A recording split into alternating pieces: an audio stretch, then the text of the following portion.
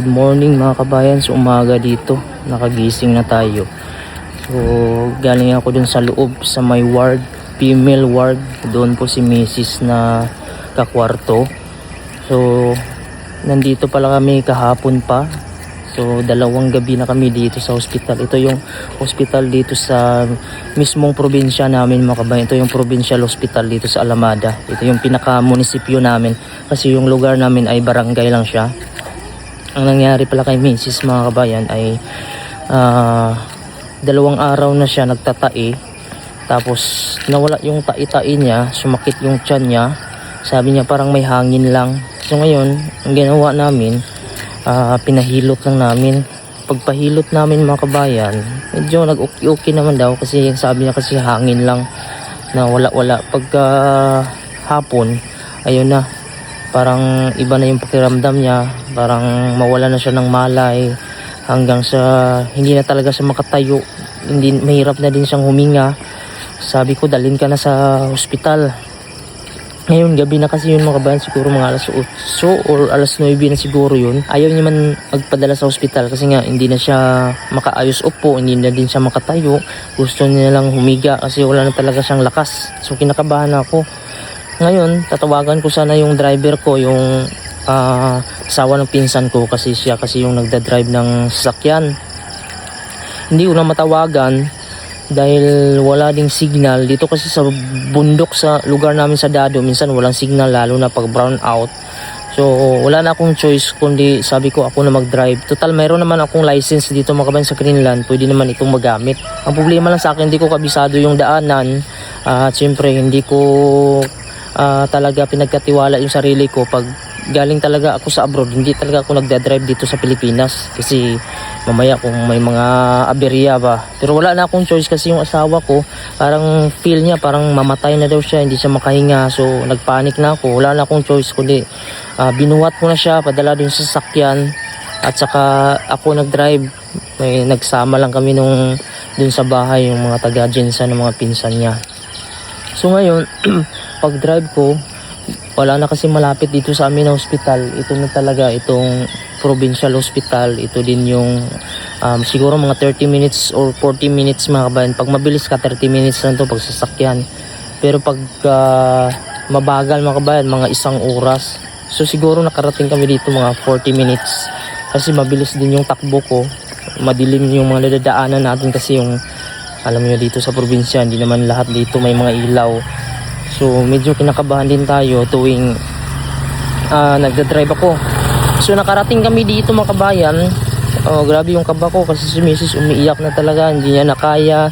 Sabi niya kung matagal pa ba daw. Sabi ko malapit na. Pero ako concentrate na talaga ako sa drive, kasi mamaya kung mapano tayo, dahil ako yung nagda-drive, ayaw ko talagang mapanik ako. So kahit na mabagal, basta sigurado yung daanan, kasi may mga part na madilim, baka mamaya kami pa madisgrasya ba.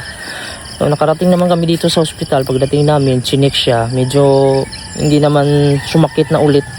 Hanggang sa pag-check doon mga kabayan, ang nangyari kay Mrs., kumain kasi siya dito ng mga balot, yung buko, parang feel ko parang nasubraan siguro siya ng buko, kasi maasim din yung sabaw ng buko. Madalas mayroon kasing acid si Mrs., yung acidic siya, lalo na sa mga pagkain. Pag hindi siya nakakain, umakyat yung acid, yung parang mga laway na yung kinukuha niya.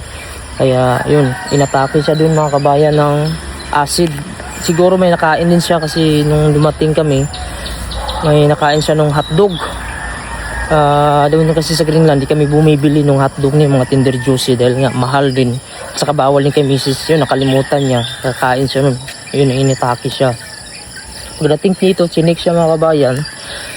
Ang sabi ng kuwan, sa ward daw kami, kasi sabi namin pwede ba yung private room. Kahit nasa probinsya itong hospital nito mga kabayan, kapag tanghali saka gabi mainit din siya. Itong dito kasi sa munisipyo namin, mainit din ito pagka tanghali siya. Tapos minsan wala siyang kuryente, brown out dito. Mayroon naman silang generator, pero doon sa ward kasi electric fan lang yung gamit nila doon. Siyempre kahit paano mga kabayan, kuhaan man tayo ng aircon lang, kasi nasanay kami na sa lamig eh. So sabi ng kwan doon, yung nag-a-assist, sabi niya hindi kami pwede sa private room, dahil yung private room ay exclusive lang po siya sa may mga PhilHealth. So kami, wala kasi kaming PhilHealth. May PhilHealth kami pero hindi na siya active. So sabi nila, babayaran daw muna namin dun sa may Bidsayap. So malayo pa dito. Siguro mga 30 minutes na naman yung biyahe para babayaran pa dun. So gabi na yun. Sabi niya, bukas na lang ipalo up nyo. So ang nangyari, dito kami natulog sa may ward. Siguro yung pasyente dun sa ward ay 6. So 6 din yung nagbabantay. So 12 kami lahat doon. So halo-halo lang kami doon sa loob at medyo mainit lang talaga. So ganyan talaga pagka public mga kabayan. Huwag ka talagang umasa na maganda yung mga room kasi pagka public dapat hindi ka talaga masilan, hindi ka maarte. Kasi pag maarte ka mga kabayan, punta ka na doon sa may city. Kasi dito sa amin mga 30 minutes pa papunta dun sa may hospital na mga private. Doon makapili ka ng room doon, maganda yung hospital. Pero syempre maganda din yung babayaran mo, malaki-laki din yung babayaran mo. Pero kami hindi na kami pumili kasi sanay naman kami dati boarding house maliit, may mga tanga pa nga, may mga daga pa. Pero dyan hospital, so ayan lang, halo-halo kami mga pasyente. So ganyan talaga pagka public. Pagka hindi ka lang talaga masilan, hindi ka masilan sa mga kasama, yan public. Sabi nila bukas daw i-follow up daw nila. Yung pagka kinabukasan naman mga kabayan, si Mrs. kasi naging okay na siya, wala na siyang sakit, gusto niya nang umuwi. So ngayon hindi pa pala kami pwede pa uwiin pagka hindi pa naging 24 hours. Ngayon ang sabi doon mga kabayan, pag gusto daw kami lumipat daw sa may private, pinagbigyan na kami, kahit wala kaming PhilHealth pwede daw. Kasi nakakilala sila dito sa akin mga kabayan na ako yung vlogger. Marami dito sa hospital na nakakilala na ikaw yung vlogger, si Pinoy Greenland. Yung dumating pa kami, nakakilala na sila sa amin. Kaya yung sabi nung kuwan doon, kung pwede daw kami makalipat doon sa may private.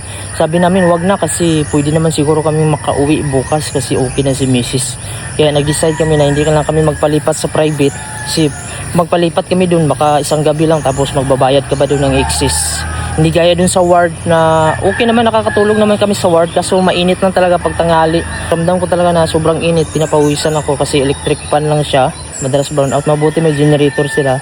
Pag generator gumagana lang yung mga ilaw, electric fan, tapos yung tubig hindi siya gumagana. Hindi talaga siya gaya sa mga private kasi yung private mahal yung bayad.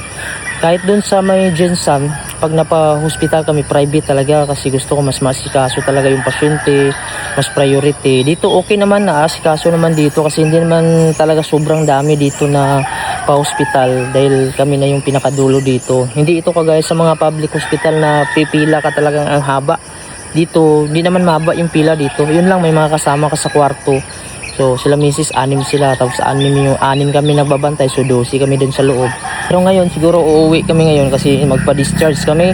Bali pinapirma lang kami ng waiver kasi si Mrs. mga kabayan nakita dun sa kanyang ihi na mayroon siyang UTI, so kailangan niyang mag-take daw ng antibiotic. Pinapirma kami ng waiver kasi sabi nga namin magpa-discharge. Gusto kasi nila doon daw kami mag-take ng antibiotic kasi si Mrs. ayaw niya na mag-stay dito since nga hindi siya komportable mga kabayan pagka yung sa hospital tumagal. Pagka hindi naman malala yung sakit, hindi naman daw malala yung UTI niya, kaya naman daw gamutin at yung pakiramdam niya okay naman. Ayaw talaga ni Mrs. Basta si Mrs. pag hindi siya sobrang talaga, ayaw niya talaga sa hospital magstay. Pagka hindi lang naman yung priority talaga na kailangan siyang gamutin, mas gusto niya kasi magstay dun sa may lugar namin kasi malamig. Dito kasi mga kabayan pagkatanghali mainit din dito. Kahit marami siya mga kahoy sa umaga malamig siya, yan. Pero pagdating na ng tanghali mainit na din doon sa kwarto kasi semento kasi doon, tapos yung bintana para siyang kulong. Pag tirik na tirik yung araw kasi tatama din sa building, maiipon yung init, so mainit din siya. So, mga nangyari sa amin nung dumating kami sa Pilipinas, yung nalindol kami.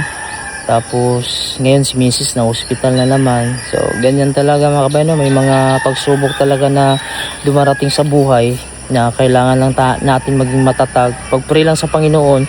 At least ngayon okay na si Mrs. Yun na lang, i-maintain niya na lang yung antibiotic niya para sa UTI, mawawala din yun.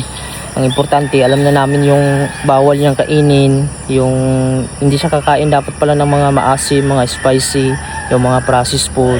Nanibago kasi sa nung dumating dito kasi ang dami kasi pwedeng kainin dito mga kabayan, no? Halo-halo lang, kumain pa siya ng balot. So kailangan niya talagang kumain na lang dito, bawal yung mga maasim, yung para sa sikmura niya kasi umaalsa yung acid pag nakakain siya ng bawal. Kaya yun yung nagpapatrigger sa kanya. Kaya si Mrs. marami ng bawal sa kanya na pagkain. Napakaraming punong kahoy dito mga kabayan. Pero ang lugar nila dito, pag tanghali, mainit din siya. Kasi yung hospital kasi mga kabayan, ayan po siya dyan. Yung hospital dyan, pag kuwan din, naipon din yung init sa loob, mainit din siya. Hindi kagaya sa kuwan. Kung mayroon kang bahay dito na ikaw lang, isa lang ka mga kabayan, mga ganito, malamig to. Kasi maka-open ka ng bintana. Diyan kasi sa hospital parang kulob na din eh. Simento na din kasi. Yan, marami siyang puno. Pero kung wala tong punong kahoy mga kabayan, mas sobrang init pa siya. Pero yung mga kasama ko, hindi naman sila sobrang nainitan. Kami lang siguro kasi yung katawan namin nag-a-adjust pa rin. Pinapawisan kami sa loob kasi sanay kami sa malamig. Siguro pag tatagal kami dito, ma-adapt din namin na yung electric pan lang. So hindi naman tayo nag-inarte mga kabayan, no? Dahil nag-a-adjust pa yung katawan natin. Kasi doon sa amin sa lugar namin sa barangay, malamig pa rin doon. Yan. So dyan, oh, maraming mga punong kahoy. Yan, ganito po yung itsura ng provincial hospital namin. Yan, ayun sa unahan yung hospital. So mamaya titingnan ko pa mamaya kung magkano yung bill namin kasi hindi kami mag-access ng PhilHealth dahil 2 araw pa lang namin ngayon. Dapat bukas pa umaga yung pangatlo. So pag pangatlo namin bukas, kailangan pa namin pumunta dun sa may PhilHealth office para i-process tapos bayaran namin bago kami maka-less. So sabi namin wag na namin antayin kasi gusto na ni Mrs. umuwi. So ganun din naman kasi pag mag-stay kami dito, ganun din naman siguro yung babayaran. Kunti lang din siguro makaltas ng PhilHealth. Babayaran na lang namin kung magkano yung bill ngayon. So basta makauwi kami at okay naman si Mrs. Payag naman sila umuwi, basta mag-Weber lang. Kasi wala na naman yung sakit niya talaga. Yun na lang yung UTI i-maintain niya. Bali nag-aantay na lang kami mga kabayan na makauwi kami. Tapos after 3 days ata nagamutan, babalik kami dito para magpa-follow up check up kami dito after 3 days para malaman namin kung clear na yung UTI ni Mrs.